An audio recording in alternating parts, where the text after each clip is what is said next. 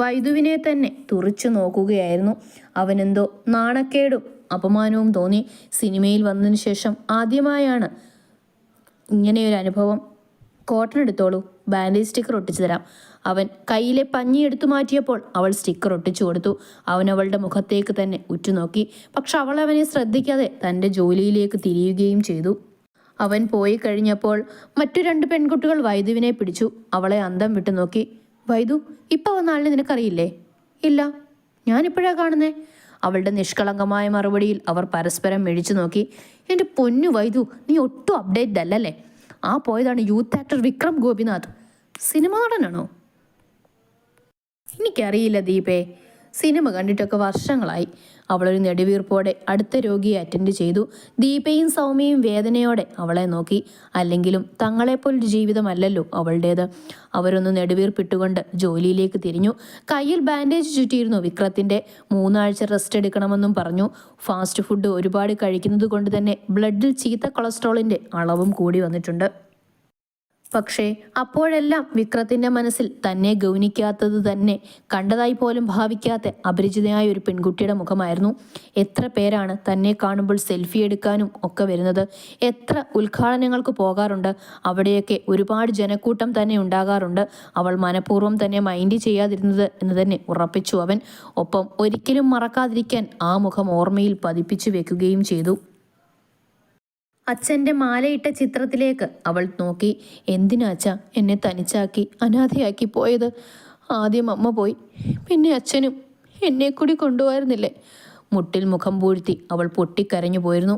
ആരോരും ഇനി തനിക്കില്ലെന്ന തിരിച്ചറിവിൽ അവൾ ഒന്ന് നടുങ്ങി. അച്ഛനും അമ്മയും എപ്പോഴെങ്കിലും തന്നിൽ നിന്നും അകന്നെന്നും വരും. മകൻ മറ്റൊരു പെണ്ണിനെ കൂടെ കൂട്ടിയാൽ അംഗീകരിക്കാതിരിക്കാൻ അവർക്ക് ഒരുപാടൊന്നും കഴിയില്ല. ഓരോന്നാലോചിച്ച് അവൾ അവിടെ തന്നെ ചടഞ്ഞുകൂടിയിരുന്നു. അന്ന് പതിവ് പോലെ മദ്യസേവയ്ക്ക് വന്നവർ വേലി കെട്ടിമറച്ച അതിരിലേക്കും അവിടെ കണ്ട് ലൈറ്റ് വെട്ടത്തിലും നിരാശയോടെ നോക്കി തിരിച്ചുപോയി. മറ്റൊരു താവളം കണ്ടുപിടിക്കാൻ. പത്മനാഭൻ ചേട്ടൻ്റെ വീട്ടിൽ പുതിയ വാടകക്കാർ വന്നു തോന്നുന്നു. അതിലൊരുവൻ പറഞ്ഞപ്പോൾ മറ്റുള്ളവരും അതേ എന്ന് തലകുലുക്കി. ആ പെണ്ണിന് എന്തെങ്കിലും പറ്റിയ അവസാനം നമ്മുടെ തലയിൽ വരും. അവൻ്റെ അതേ അഭിപ്രായമായിരുന്നു മറ്റുള്ളവർക്കും. പക്ഷേ അതിലൊരുവൻ്റെ ഉള്ളൊന്ന് പിടഞ്ഞത് മറ്റാരും കണ്ടതുമില്ല, ശ്രദ്ധിച്ചതുമില്ല. അവൻ വീടിനുള്ളിലേക്ക് കയറി വരുമ്പോൾ TV സീരിയൽ കണ്ടുകൊണ്ടിരിക്കുകയായിരുന്നു ആ അമ്മ. കുഴമ്പ് തേച്ചു പിടിപ്പിച്ച് കാല് ഒരു കൊച്ചു സ്റ്റൂളിൽ കയറ്റി വെച്ചിട്ടുണ്ട്. ചോറെടുക്കട്ടെടാ. അമ്മ അവിടെ ഇരുന്നോ, ഞാൻ എടുത്തോളാം. പക്ഷേ ഞാൻ കേട്ടതും മറ്റൊന്നാ. കൂട്ടത്തിലുള്ള ഒരുത്തൻ പറഞ്ഞപ്പോൾ മറ്റുള്ളവർ അവനെ ശ്രദ്ധിച്ചു നോക്കി. എന്താ നീ കേട്ടത്? അത് അവിടുത്തെ ആ പെങ്കൊച്ചില്ലേ വൈദേഹി, അവൾ പെട്ടിയും കിടക്കിയെടുത്ത് തിരിച്ചു പോന്നെന്ന്. അവിടെ ഒറ്റയ്ക്കായി ഇപ്പോൾ താമസം. കേൾക്കാൻ കൗതുകമുള്ളൊരു വാർത്തയ്ക്കായി അവർ കാതു കൂർപ്പിച്ചു. ഏതായാലും ഒരു പെണ്ണൊറ്റയ്ക്ക് താമസിക്കുന്ന ആ പരിസരത്ത് ഇനി നമ്മൾ പോവണ്ട. അവൻ അതും പറഞ്ഞ് അടുക്കളയിലേക്ക് പോയി. ഒരു പാത്രമെടുത്ത് അതിൽ കുറച്ച് ചോറും കറികളും എടുത്ത് അമ്മയ്ക്കടുത്തുള്ള കസേരയിൽ വന്നിരുന്നു. ചന്തു, വൈദുമോൾ വന്നിട്ടുണ്ടെന്ന് അറിഞ്ഞില്ല, വൈകിട്ടാണ് ഞാൻ അറിഞ്ഞത്. അവനൊന്ന് മൂളിക്കൊണ്ട് ചോറ് വാരിക്കഴിച്ചു. എനിക്കൊരു സമാധാനമില്ല ചന്തു. അപ്പുറത്തെ ശാരദ പറഞ്ഞത് അവൾ ഒറ്റയ്ക്കാണ് വന്നതെന്ന്. അവിടെ താമസിക്കാനുള്ള ഒരുക്കം അത്രേ. ആ കൊച്ചൻ വന്നിട്ടില്ല, അവൻ്റെ അമ്മയൊക്കെ വന്നിട്ട് പോയെന്ന്. മതിൽ കെട്ടാനും പെയിൻ്റ് അടിക്കാനുമുള്ള ഒരുക്കങ്ങൾ തുടങ്ങിയെന്ന്. എന്നാലും എൻ്റെ കുട്ടി തനിച്ച് എനിക്കെന്തോ പന്തികേട് തോന്നുന്നു. നിൻ്റെ കൂട്ടുകാരന്മാരൊക്കെ അവിടെയല്ലേ വെള്ളം അടിക്കാൻ പോന്നേ. ഇനി ഒന്നിനെ ആ പരിസരത്ത് കണ്ടുപോരുത്. ഞാൻ നാളെ അങ്ങോട്ട് പോകും. നീ എന്നെ അങ്ങോട്ട് ആക്കിയിട്ട് ജോലിക്ക് പോയിക്കോ. അമ്മയ്ക്ക് എന്താ ഈ വയ്യാത്ത കാലം വെച്ച്? അവൾക്കിപ്പോൾ ബന്ധുക്കൾ ഒരുപാടായില്ലേ? പോരാത്തതിന് വലിയ സിനിമാ നടൻ്റെ ഭാര്യയല്ലേ? അപ്പോൾ പിന്നെ നമ്മളൊക്കെ അവിടെ പോണത് കുറച്ചിലാവും. ഈർഷ്യയോടെ അവൻ പറഞ്ഞപ്പോൾ അമ്മ അവനെ തുറച്ചു നോക്കി. എനിക്ക് നിന്നെപ്പോലെ തന്നെയാണ് അവളും. ഏട്ടൻ പോയെന്ന് കരുതി അവളുമായിട്ടുള്ള ബന്ധമൊന്നും മുറിഞ്ഞു പോയിട്ടില്ല. നിനക്ക് എന്താ പറ്റിയേ? ജീവനായിരുന്നില്ലേ നിനക്കവളെ? ആ വാക്കുകളിൽ അവൻ്റെ കണ്ണൊന്ന് പിടഞ്ഞു. ജീവനായിരുന്നു. പക്ഷെ അമ്മ ഉദ്ദേശിക്കണ പോലെ ആയിരുന്നില്ല എന്ന് മാത്രം. അമ്മയുടെ മനസ്സിൽ അവൾ എനിക്ക് അനിയത്തിയായിരിക്കും. പക്ഷേ എൻ്റെ മനസ്സിലോ അവളുടെ കഴുത്തിൽ മറ്റൊരുവിൻ്റെ താലി വീണപ്പോൾ ആ ഇഷ്ടമൊക്കെ കുഴിച്ചു മൂടിയതാണ് താൻ. പക്ഷേ തിരിച്ചു വന്നെന്നറിഞ്ഞപ്പോൾ, ഒറ്റയ്ക്കാണേ ഉള്ളതെന്ന് അറിഞ്ഞപ്പോൾ എന്തോ ഒരു അസ്വസ്ഥത. അവൾ എന്നും സന്തോഷത്തോടെ ജീവിക്കണമെന്നേ ആഗ്രഹിച്ചിട്ടുള്ളൂ. വിശപ്പ് കേട്ടപ്പോൾ നുള്ളിപ്പെറുക്കി ഇരുന്നിട്ട് കിട്ടു എന്ന് അവൻ്റെ പട്ടിക്കുട്ടൻ്റെ പാത്രത്തിൽ കൊട്ടിയിട്ടുകൊണ്ട് ആ പാത്രം കഴുകി വെച്ചിട്ട് അടുക്കളവാതിലും കുറ്റിയിട്ട് അവൻ ഹാളിലേക്ക് വന്നിരുന്നു. ഞാൻ പോകുമ്പോൾ അമ്മ ഇറങ്ങിയെന്നോ, ഞാൻ കൗസ്തുഭത്തിലാക്കിയേക്കാം. അവനതും പറഞ്ഞ് റൂമിലേക്ക് പോയി. കുറച്ചു കഴിഞ്ഞ് TV ഓഫ് ചെയ്ത് ആ അമ്മ തൻ്റെ മുറിയിലേക്കും പോയി. വീണ്ടും ഒരു രാത്രിയിൽ ഒറ്റയ്ക്കായിപ്പോയ വൈദു എന്തും നേരിടാൻ മനസ്സുറപ്പിച്ചു കഴിഞ്ഞു. രാധികയും അച്ഛനും വിളിച്ച് സംസാരിച്ചിരുന്നു. പിറ്റേന്നു മുതൽ ഹോസ്പിറ്റലിൽ പോകണമെന്ന് ഓർമ്മിപ്പിച്ചിട്ടാണ് രാധിക ഫോൺ വെച്ചത്. അന്ന് നേരത്തെ വൈദു ഉണർന്നു. രാവിലത്തേക്ക് അല്പം ഓട്സ് ഉണ്ടാക്കി കഴിച്ചു. ചോറ് ക്യാൻറ്റീനിൽ നിന്ന് കഴിക്കാമെന്ന് കരുതി.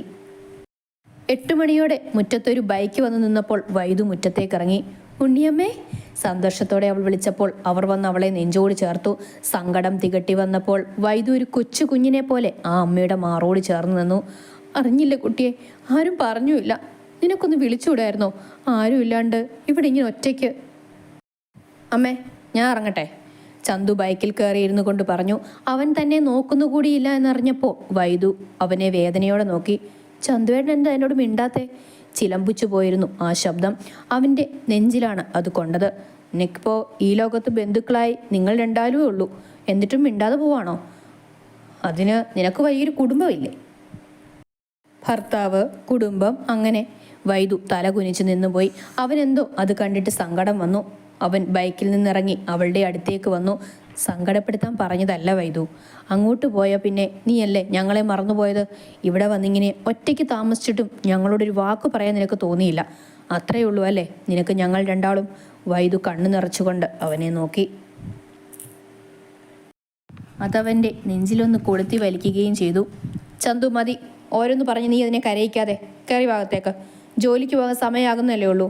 വൈദു ഉണ്ണിയമ്മയുടെ കയ്യിൽ തൂങ്ങി അകത്തേക്ക് കയറി. പിന്നാലെ ചന്തുവും. അവൾ രണ്ടാൾക്കും ചായ ഇട്ട് നൽകി. ഉണ്ണിയമ്മേ, ഞാൻ ഇന്നു മുതൽ ജോലിക്ക് പോയി തുടങ്ങും. എന്താ കുട്ടി നിനക്ക് പറ്റിയത്? എനിക്കൊന്നും മനസ്സിലാവുന്നില്ല. പറയാൻ ഒരുപാടുണ്ട് ഉണ്ണിയമ്മേ, പക്ഷേ ഒരു കാര്യം മാത്രം ഉണ്ണിയമ്മ അറിഞ്ഞോളൂ, ഞാൻ ഇനി അങ്ങോട്ടേക്ക് പോകുന്നില്ല. ഉണ്ണിയമ്മ പകപ്പോടെ അവളെ നോക്കി. അതേ ഭാവമായിരുന്നു അവനും. എന്താ നീ പറയണേ? ഉണ്ണിയമ്മ ആദിയോടെ ചോദിച്ചപ്പോൾ ഒരു പൊട്ടിക്കരച്ചിലൂടെ വൈദു അവരുടെ നെഞ്ചിലേക്ക് വീണു. ഇതുവരെ സംഭവിച്ചതൊക്കെ അവൾ എണ്ണിപ്പറഞ്ഞു വിതുമ്പിയപ്പോൾ അവരും കരഞ്ഞുപോയി. അവനാകെ തകർന്നു പോയി. വല്ലാത്തൊരു വേദന പോലെ നെഞ്ചിന്. ചന്തു ഉമ്മറത്തേക്ക് ഇറങ്ങിപ്പോയി. നിറഞ്ഞ കണ്ണുകൾ ആരും കാണാതെ തുടച്ചു കളഞ്ഞു. എൻ്റെ ഈശ്വര, ഇത്രയൊക്കെ ആയിട്ടും നീ എന്താ മോളെ ഒന്നും പറയാതിരുന്നത്? അവൾ വേദനയോടെ ഒന്ന് ചിരിച്ചു. അവിടെ ഭർത്താവിൻ്റെ പരിഗണനയോ സ്നേഹമോ കരുതലോ ഇല്ലെങ്കിലും എന്നെ ഈ 3 വർഷവും ജീവിക്കാൻ പ്രേരിപ്പിച്ചത് ആ അച്ഛൻ്റെയും അമ്മയുടെയും സ്നേഹമായിരുന്നു. സ്വന്തം മകനേക്കാൾ ഏറെ മരുമകളെ സ്നേഹിക്കുന്നവർ. മരുമകളല്ല, മകൾ തന്നെയായിരുന്നു, ഇപ്പോഴുമാണ്. പിന്നെ ആത്മാഭിമാനം ഉള്ളതുകൊണ്ട് അവിടെ ഇനിയും തുടരാൻ കഴിഞ്ഞില്ല. ഉണ്ണിയമ്മ അവളുടെ തലയിൽ തഴുകിക്കൊണ്ടിരുന്നു. ഈ സമയവും കടന്നു പോകും മോളെ, മോള് വിഷമിക്കണ്ട. എപ്പോഴാണ് ജോലിക്ക് പോകുന്നത്? 9 മണിക്ക് കയറണം. ചന്തു ആ വഴിക്കല്ലേ പോണേ, അവനാക്കും. പണ്ടും മോളെ അവനല്ലേ ആക്കുന്നത്. അത് വേണ്ട ഉണ്ണിയമ്മേ, പണ്ടത്തെ പോലെയല്ല. അതെന്താ, നിനക്കിപ്പോൾ കൊമ്പ് മുളച്ചോ? രൂക്ഷമായി നോക്കി പറയുന്നവനെ നോക്കാനാവാതെ അവൾ മിഴികൾ താഴ്ത്തി. ചന്തു, അവൾ അതൊക്കെ പറയും, നീ അവളെ ആക്കിയേക്ക്. ആരുമില്ലാത്ത അനാഥയൊന്നുമല്ലല്ലോ. അവൾക്ക് അപ്പച്ചിയും അവരുടെ മകനുമുണ്ട്. 3 വർഷം ഇങ്ങനെ രണ്ടുപേരുള്ളത് മറന്നുപോയി അല്ലേ മോളെ? ഉണ്ണിയമ്മേ, അവൾ തേങ്ങലോടെ അവരുടെ നെഞ്ചിൽ പതുങ്ങി. ഡി, മതി മോങ്ങിയത്, പോയി റെഡിയായി വാ, എനിക്ക് ജോലിക്ക് പോകേണ്ടതാ, ദേഷ്യത്തിൽ പറഞ്ഞുകൊണ്ട് അവൻ സോഫയിൽ കയറിയിരുന്നു. അവൾക്ക് പണ്ടേ അവനെ അല്പം ഭയമാണ്. അനുസരണമുള്ള കുട്ടിയെപ്പോലെ അവൾ റൂമിലേക്ക് പോയി. കുറച്ചു കഴിഞ്ഞ് സാരിയൊക്കെ ഉടുത്ത് വരുന്നവളെ അവൻ തറപ്പിച്ചു നോക്കി. നീ എന്താ അമ്മുമ്മയാണോ സാരിയും ചുരി നടക്കാൻ? അത് പോയി പണ്ടത്തെ പോലെ ചുരിദാർ ഇട്ടിട്ട് വാടി. ഒരമ്മൂമ്മ വന്നേക്കുന്നു, നിന്നെ ഇപ്പം കണ്ട എന്നേക്കാൾ മൂത്തതാണെന്നേ പറയൂ. അമ്മാതിരി വേഷം കെട്ടൽ. വൈദു ദയനീയമായി ഉണ്ണിയമ്മയെ നോക്കി. വൈദു പോയി ഒരു ചുരിദാർ ഇട്ടിട്ട് വന്നു. പണ്ടും അങ്ങനെയായിരുന്നു. ചന്തു പറയുന്നത് പെൺപിള്ളേർ കുറച്ചൊക്കെ അപ്ഡേറ്റായി നടക്കണമെന്നായിരുന്നു. ഒരു പിറന്നാളിന് ചന്തു അവൾക്ക് വാങ്ങിക്കൊടുത്തത് ജീൻസും ടോപ്പുമായിരുന്നു. അതുവരെ അതൊന്നും ഇട്ടിട്ടില്ലാത്ത അവൾ ദയനീയമായി അവനെ നോക്കി. അവളെ അതിടിയിപ്പിച്ചിട്ടേ അവൻ അടങ്ങിയുള്ളൂ. പോയിട്ട് വാ മോളെ, ഞാനിവിടെ തന്നെ ഉണ്ടാവും. അവൾ ഉണ്ണിയമ്മയ്ക്ക് കവിളിലൊരു ഉമ്മയും കൊടുത്ത് അവൻ്റെ ബൈക്കിൽ കയറിയിരുന്നു. അവർ പോകുന്നതും നോക്കി ഉണ്ണിയമ്മ അവിടെ തന്നെ നിന്നു. AGM hospital. അവിടെ നിന്നുമാണ് തൻ്റെ ജീവിതത്തിൻ്റെ പ്രധാന വഴിത്തിരിവുണ്ടായത്. 3 വർഷങ്ങൾക്ക് ശേഷം വീണ്ടും ആ ഗേറ്റിന് മുൻപിൽ നിൽക്കുമ്പോൾ ഉള്ളിലൊരു പിടച്ചിൽ പോലെ. അന്നും ഇതുപോലെ ആദ്യമായി ഇവിടെ ജോലിക്ക് വന്ന സമയം കൊണ്ടവിട്ടതും കൂടെ വന്ന എല്ലാവരെയും പരിചയപ്പെട്ടതും പ്രശ്നങ്ങൾ ഒന്നും ഇല്ലെന്നുറപ്പിച്ചതും ചന്തുവായിരുന്നു. വൈദു ഒന്ന് തിരിഞ്ഞു നോക്കി. ബൈക്കിൽ നിന്നിറങ്ങാതെ അവളെ തന്നെ നോക്കിയിരിക്കുകയായിരുന്നു അവൻ. അവളുടെ മുഖത്തെ ദയനീയത കണ്ടാവണം ബൈക്ക് ഒതുക്കി വെച്ച് ചന്തു അവൾക്കൊപ്പം നടന്നു. ഹോസ്പിറ്റലിനകം പഴയതുപോലെ. ചില സ്റ്റാഫുകൾ പുതിയതാണ്, ചിലർ പഴയ ആൾക്കാരും. നേരെ ഡിപ്പാർട്ട്മെന്റിന്റെ ഹെഡിനെ കണ്ടിട്ട് അവൾ ജോലിക്ക് കയറി. എപ്പോൾ ഇറങ്ങും? ചന്തു പോകാൻ നേരം അവളെ നോക്കി ചോദിച്ചു. 5 മണിക്ക്. ഇവിടെ നിന്നാൽ മതി, ഞാൻ ജോലി കഴിഞ്ഞ് ഇതിലേ വരാം. ഫോൺ നമ്പർ പഴയത് തന്നെയാണോ, അതോ അതും മാറിയോ? തെല്ലൊരു പരിഹാസമുണ്ടായിരുന്നുവോ ആ ചോദ്യത്തിന്? ഇല്ല, പഴയത് തന്നെയാ. ഞാൻ വിളിക്കാം. ശരി, സൂക്ഷിച്ച് നിൽക്കണം. പലരും പലതും ചോദിച്ചെന്നിരിക്കും, ഒന്നും പറയാൻ നിൽക്കണ്ട. വൈദു തലയാട്ടി. ചന്തു ലിഫ്റ്റിൽ കയറി പോകുന്നതുവരെ വൈദു അവിടെ നിന്നു. അന്നും അവനാവുന്നത്ര അച്ഛനോട് പറഞ്ഞതാണ് വലിയ വീട്ടിലേക്കൊന്ന് വിവാഹം കഴിപ്പിച്ച് അയക്കരുതെന്ന്. പക്ഷേ അച്ഛൻ ഉറ്റ സുഹൃത്തിനെ വിശ്വസിച്ച് ആ മകളെ അയാളുടെ മകന് കൈപിടിച്ചു കൊടുത്തു. ഓർമ്മകളിൽ നിന്ന് പുറത്തു കിടക്കാൻ എന്ന പോലെ അവൾ ശ്വാസം എന്ന് വിട്ടുകൊണ്ട് ബ്ലഡ് കളക്ഷൻ ഏരിയയിലേക്ക് പോയി. അവിടെ മാറ്റമൊന്നുമില്ല, പഴയ ആൾക്കാർ തന്നെ. അവർക്കൊക്കെ അറിയേണ്ടത് ഹസ്ബൻഡ് എവിടെയാണെന്നായിരുന്നു. കൂടെ ഉണ്ടായിരുന്നവർക്ക് പോലും തൻ്റെ ഹസ്ബൻഡ് ആരാണെന്നറിയില്ല. ഒരു വിധത്തിൽ ഇപ്പോൾ അത് നന്നായെന്ന് തോന്നുന്നു. വൈദു വീണ്ടും പഴയ ജീവിതത്തിലേക്ക് തിരിച്ചു. ഉണ്ണിയമ്മ വൈദുവിന് ഇഷ്ടമുള്ള കറികളൊക്കെ ഉണ്ടാക്കി വെച്ചു. മതിലി കെട്ടാൻ രാമേട്ടൻ പണിക്കാരെയും കൊണ്ടുവന്നിരുന്നു. അവർക്ക് ആവശ്യമുള്ള വെള്ളമൊക്കെ ചൂടാക്കി കൊടുത്ത് ഉണ്ണിയമ്മ പൂമുഖത്ത് തന്നെ ഉണ്ടായിരുന്നു. ഇതേസമയം ശ്രേയ ഒരു പാർട്ടിയിലായിരുന്നു. അകത്ത് ചെന്ന മദ്യത്തിന്റെ ലഹരിയിൽ അവൾ ബോധമില്ലാതെ ഒരിടത്ത് ചുരുണ്ടുകൂടിയിരുന്നപ്പോൾ ദിയ ദേഷ്യത്തോടെ അവളെ നോക്കി. ഒരു പെണ്ണിന്റെ ജീവിതം തകർത്തിട്ട് അവൾ ആഘോഷിക്കുന്നു, അഹങ്കാരി. ദിയ പിറുപിറുത്തുകൊണ്ട് അവളെ ഒരു കയ്യിൽ താങ്ങിക്കൊണ്ട് കാറിലിരുത്തി. അപ്പോഴാണ് ശ്രേയയുടെ ഫോണിൽ വിക്രമിന്റെ കോള് വന്നത്. ഒരു നിമിഷം അത് എടുക്കണോ വേണ്ടയോ എന്ന് ആലോചിച്ചു. വിതിമ്പിക്കരയുന്ന നിസ്സഹായയായ ഒരു പെൺകുട്ടിയുടെ രൂപം മനസ്സിലേക്ക് വന്നപ്പോൾ ദിയ കോള് കണക്ട് ചെയ്ത് ചെവിയോട് ചേർത്തു. ശ്രേയ, നീ എവിടെയാ? എനിക്കിതിനെ അത്യാവശ്യമായി കാണണം. ആജ്ഞയായിരുന്നു ആ സ്വരത്തിന്. വിക്രം, ഞാൻ ദിയയാണ്. അവളിപ്പോൾ ബോധത്തോടെയല്ല. വിക്രം ഫ്ലാറ്റിലേക്ക് വരുമോ? I want to talk to you. Okay, എനിക്ക് അവളോട് ചിലത് ചോദിക്കാനും അറിയാനുമുണ്ട്. ഞാൻ അങ്ങോട്ട് വരാം. വിക്രം കോള് കട്ടാക്കുമ്പോൾ അവനോട് എല്ലാം തുറന്നു പറയണമെന്ന് ദിയ മനസ്സിൽ ഉറപ്പിച്ചു. സ്വന്തം കൂട്ടുകാരിയെ ചതിക്കുന്നതല്ല, പക്ഷെ സ്വന്തം കൂട്ടുകാരിയായാലും രക്തബന്ധമായാലും മറ്റൊരു പെണ്ണിന്റെ കണ്ണുനീർ വീഴ്ത്തുന്നതിന് കൂട്ടുനിൽക്കാൻ ദിയയെ കിട്ടില്ല. അവൾ മനസ്സിലുറപ്പിച്ചുകൊണ്ട് മയങ്ങിക്കിടക്കുന്ന ശ്രേയയെ പുച്ഛത്തോടെ നോക്കിക്കൊണ്ട് കാർ സ്റ്റാർട്ട് ചെയ്ത് ഫ്ലാറ്റിലേക്ക് തിരിച്ചു. അവരെത്തുമ്പോഴേക്കും വിക്രം എത്തിയിരുന്നു. ദിയ ഒരു വിധത്തിലാണ് ശ്രേയയെ ഫ്ലാറ്റിലെത്തിച്ചത്. തളർന്നു പോയവൾ ജഗ്ഗിൽ നിന്നും വെള്ളം എടുത്തു കുടിച്ചു. വിക്രം സോഫയിൽ മുറുകിയ മുഖത്തോടെ ഇരിക്കുകയായിരുന്നു. ദിയ ശ്രേയയെ കിടത്തിയിട്ട് വാതിൽ ചാരിയിട്ട് വിക്രമിന്റെ ദൃശ്യവശത്തേക്ക് വന്നിരുന്നു. ദിയ, ശ്രേയ എന്തിനങ്ങനെ ചെയ്തു? എന്തിനാ ചെയ്തതെന്ന് വിക്രമിന് അറിയില്ലേ? ഒരൽപ്പം പരിഹാസത്തോടെയായിരുന്നു ആ ചോദ്യം. ദിയ പ്ലീസ്. വിക്രം, ശ്രേയ ചെയ്തത് ഒരിക്കലും ന്യായീകരിക്കാൻ പറ്റാത്ത കാര്യമാണ്. പക്ഷേ അതിനേക്കാൾ വലിയ തെറ്റല്ലേ തനിക്കും തൻ്റെ ഭാര്യയ്ക്കും ഇടയിലുള്ള കാര്യങ്ങൾ അന്യ സ്ത്രീയോട് പറയുന്നത്? ദിയയുടെ മൂർച്ചയേറിയ ചോദ്യത്തിനു മുന്നിൽ വിക്രത്തിന് ഉത്തരമുണ്ടായിരുന്നില്ല. ഞാൻ ഒരിക്കലും മനഃപൂർവ്വം പറഞ്ഞതല്ല, ഒരിക്കൽ എൻ്റെ വായിൽ നിന്ന് വീണു പോയതാണ്. വിക്രം, നിങ്ങളൊരു കാര്യം മനസ്സിലാക്കണം. പണവും പ്രശസ്തിയും കണ്ട് പിന്നാലെ വരാൻ 1000 ശ്രേയമാർ ഉണ്ടാകും. പക്ഷെ എന്നും കൂടെ ഉണ്ടാവാൻ വൈദേഹിയെപ്പോലൊരു ഭാര്യയെ കിട്ടാൻ പ്രയാസമായിരിക്കും. വിക്രം ദിയയുടെ മുഖത്തേക്ക് നോക്കി. ശ്രേയയാണ് വിക്രത്തിൻ്റെ ഭാര്യ വൈദേഹിയെ പോയി കണ്ടത്. അവളുടെ മൂർച്ചയേറിയ വാക്കുകളുടെ അവമാനമേറ്റ് ആ പെണ്ണ് പെരുമഴയത്ത് മനസ്സ് തകർന്നിറങ്ങിപ്പോകുന്നത് ഞാൻ കണ്ടതാണ്. അവൾ നിങ്ങളോടൊക്കെ എന്ത് തെറ്റാണ് ചെയ്തത് വിക്രം? അവൾ എപ്പോഴാണ് മനസ്സിൻ്റെ ബലം നഷ്ടപ്പെട്ടതെന്നറിയാമോ? വിക്രം ചോദ്യഭാവത്തിൽ അവളെ നോക്കി. നിങ്ങളുടെ വിവാഹം കഴിഞ്ഞിട്ട് വർഷം 3 ആയില്ലേ? ഇതുവരെ അവൻ്റെ ബെഡിൽ പോലും സ്ഥാനം പിടിക്കാൻ നിനക്ക് കഴിഞ്ഞിട്ടില്ല. പിന്നെയല്ലേ അവൻ്റെ മനസ്സിൽ സ്ഥാനം പിടിക്കുന്നത്? വിക്രത്തിന് നീ ഒരു ഭാരമാണ്. ആ ഭാരം അവനെ ഇന്ന് വല്ലാതെ ശ്വാസം മുട്ടിക്കുന്നുണ്ട്. നിന്നെ ഒരു ഭാര്യയായി പബ്ലിക്കിൻ്റെ മുന്നിൽ കൊണ്ടുവരുന്നത് പോലും അവന് നാണക്കേടാണ്. ഒന്ന് ഇറങ്ങിപ്പോയിക്കോടെ നിനക്ക് അവൻ്റെ ജീവിതത്തിൽ നിന്ന്. അവൻ്റെ ഏഴയലത്ത് നിൽക്കാനുള്ള യോഗ്യത പോലും നിനക്കില്ല. ഇത്രയും വർഷമായിട്ടും അത് മനസ്സിലായിരിക്കും നിന്റെ ലക്ഷ്യം അവൻ്റെ പണമാണെന്നല്ലേ? ഹോ, ഇത് 2 കോടിയുടെ ചെക്കുണ്ട്. നിനക്ക് സ്വപ്നം കാണാൻ പോലും കഴിയാത്ത അത്രയും പണം. പകരം അവൻ്റെ ജീവിതത്തിൽ നിന്ന് നീ ഒഴിഞ്ഞു പോക. അന്ന് ശ്രേയ പറഞ്ഞ ആ വാക്കുകൾ ദിയെ അവനോട് പറഞ്ഞു.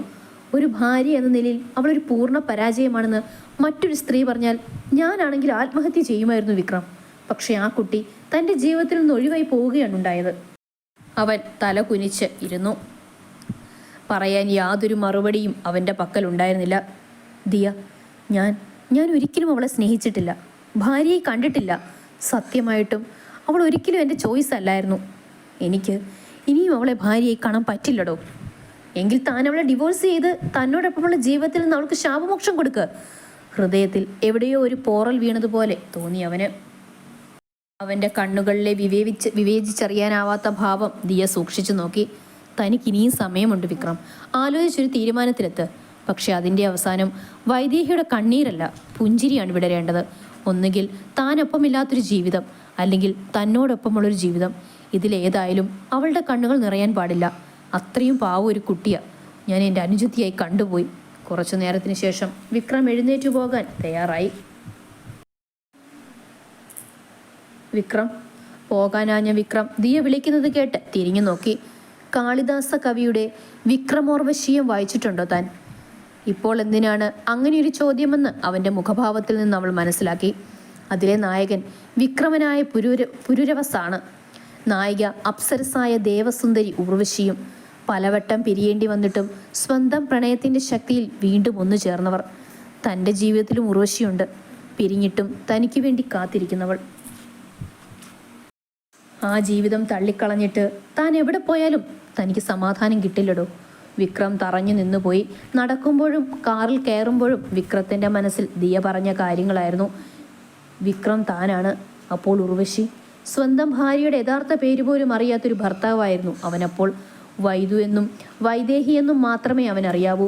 അതിനപ്പുറം അവൾക്ക് ഉർവശി എന്നൊരു പേരുണ്ടെന്ന് അവനറിയില്ലായിരുന്നു.